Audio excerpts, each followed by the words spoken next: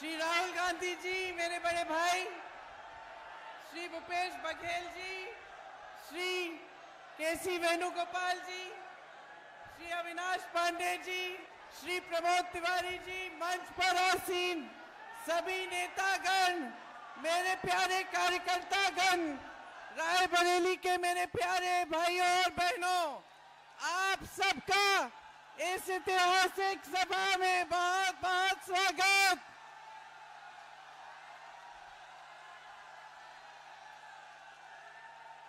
पूरा देश देख रहा है।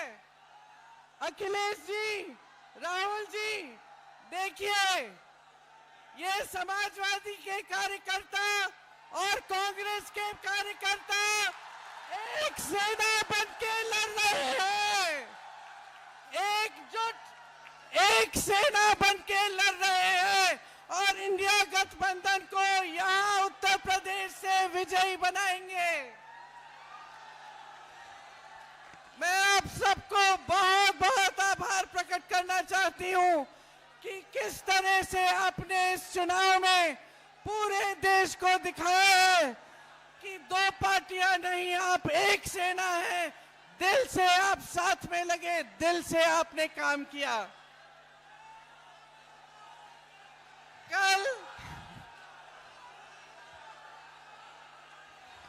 कल चुनाव का आखिरी प्रचार का आखिरी दिन है। 2 हफ्तों से हमने परिश्रम किया है। आप सब गांव-गांव गए हैं। ये रायबरेली क्षेत्र है। इस क्षेत्र से मेरे परिवार का एक बहुत गहरा, प्रेम भरा, श्रद्धा से भरा हुआ रिश्ता है। इस रिश्ते को अटूट रखने के लिए आज मेरे बड़े भाई राहुल गांधी जी यहां से आपके प्रत्याशी बने हैं।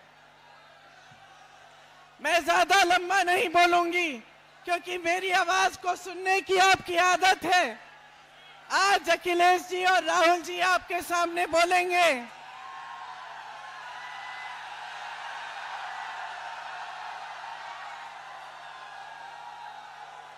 मैं सिर्फ इतना कहूंगी कि 10 सालों से इस देश का आम आदमी, इस देश का गरीब, इस देश का किसान प्रताड़ित है।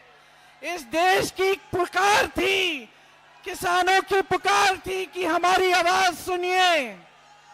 मजदूरों की पुकार थी कि हमें राहत दीजिए।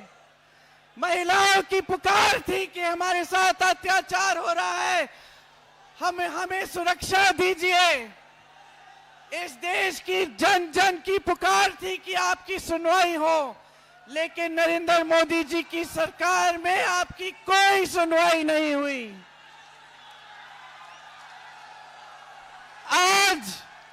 आज इस देश में आंधी उठी है। इस देश की आवाज है, इस देश की पुकार है कि ये भाजपा की तानाशाही, भाजपा की जो सत्ता के लिए सब कुछ करने वाली सरकार को हटाया जाए और एक नई चेतना से एक नई राजनीति देश में स्थापित हो। इसका संदेश रायबरेली से पूरे देश में जाना चाहिए। रायबरेली की जागरूक जनता ने 100 साल पहले एक ऐतिहासिक आंदोलन शुरू किया। आप 100 सालों से सबसे जागरूक जनता है। यहां से देश को संदेश दीजिए कि आप एक नई तरह की स्वच्छ राजनीति चाहते हैं और मोदी जी की सरकार को उखाड़ कर फेंक दीजिए।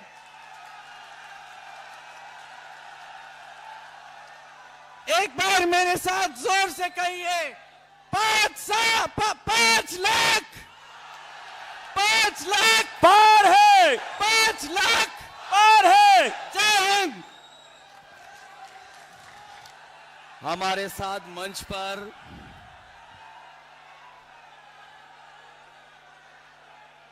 इस मंच पर उपस्थित कांग्रेस पार्टी के नेता और इस लोकसभा से प्रत्याशी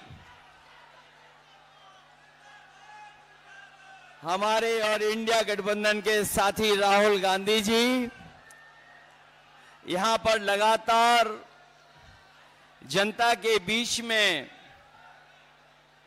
जनता को अपने साथ जोड़ने के लिए लगातार जनता के बीच में रहने का काम कर रही कांग्रेस पार्टी की नेता प्रियंका गांधी जी, मंच पर उपस्थित छत्तीसगढ़ के पूर्व मुख्यमंत्री बघेल जी, कांग्रेस पार्टी के वरिष्ठ नेता प्रमोद तिवारी जी, समाजवादी पार्टी के हमारे जिलाध्यक्ष वीरेंद्र जी, समाजवादी पार्टी से विधायक राजा देवेंद्र प्रताप सिंह जी, विधायक राहुल लोधी जी, हमारे बछरावा और हमारे दूसरे सभी हमारे पार्टी के विधायक नेतागण, कांग्रेस पार्टी के सभी वरिष्ठ नेतागण जो मंच पर दिखाई दे रहे हैं, और मैं देख रहा हूं कि जनसभा में बड़ी संख्या में कांग्रेस और समाजवादी पार्टी के सभी पदाधिकारी मुझे दिखाई दे रहे हैं। इस चुनावी जनसभा में उपस्थित हमारे किसान भाई, आदरणीय बुजुर्ग, माताएं, बहनें और बड़ी संख्या में नौजवान साथी पत्रकार बंधुओं, मैं सबसे पहले इस चुनावी जनसभा में उपस्थित आप सबका मैं बहुत बहुत धन्यवाद और आभार प्रकट करना चाहता हूं। मैं देख रहा हूं जहां से मैं चल करके आया हूं, जहां से मैं चल करके आया हूं, लगातार मुझे सड़कों पर जन सैलाब दिखाई दे रहा है जो अभी मैदान में नहीं पहुंच पाया है। इस मैदान में जहां पंडाल है, पंडाल के बीच मुझे लोग दिखाई दे रहे हैं।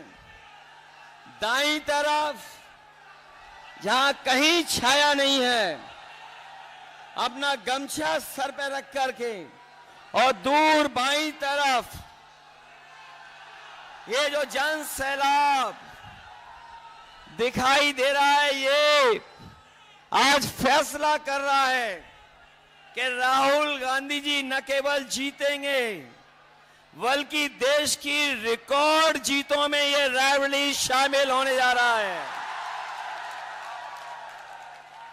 और ये जन सैलाब बता रहा है, ये जन सैलाब ने रायबरेली की राय तय कर दी है। रायबरेली की यही राय है, भाजपा यहां से जाए। हम लोग अक्सर भाषणों में सुनते हैं, हर जगह पर देश के एक नेता हैं जो हर जगह पर अपना झूठा रिश्ता निकाल लेते हैं। एक देश के नेता हैं, बहुत बड़े नेता, जहां जाते हैं वहां पर अपना एक झूठा रिश्ता निकाल लेते हैं, वो भी देखने और सुनने कि राहुल गांधी जी का सच्चा रिश्ता रायबरेली से है।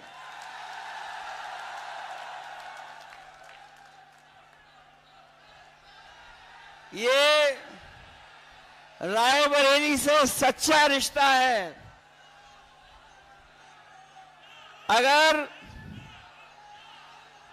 रा से रायबरेली है तो रा से राहुल भी है।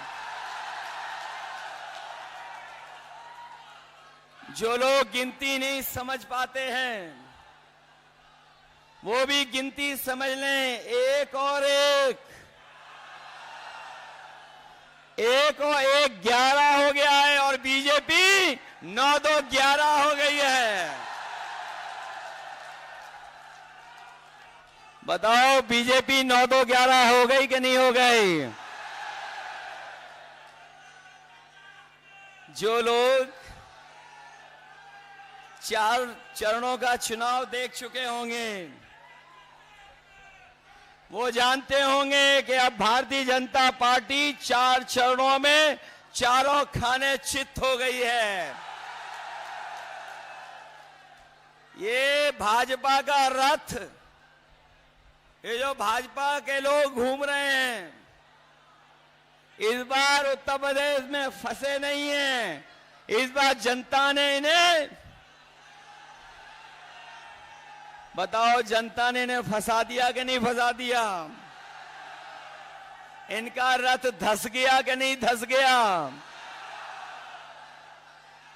और याद रखना, ये बीजेपी वाले वही लोग हैं जो किसानों के ऊपर 4 काले कानून लागू कर रहे थे। काले कानून लागू कर रहे थे, याद है कि नहीं याद है? हमारे किसानों को खड़ा होना पड़ा, लड़ना पड़ा, हजारों शहीद हुए, लेकिन पीछे नहीं हटे।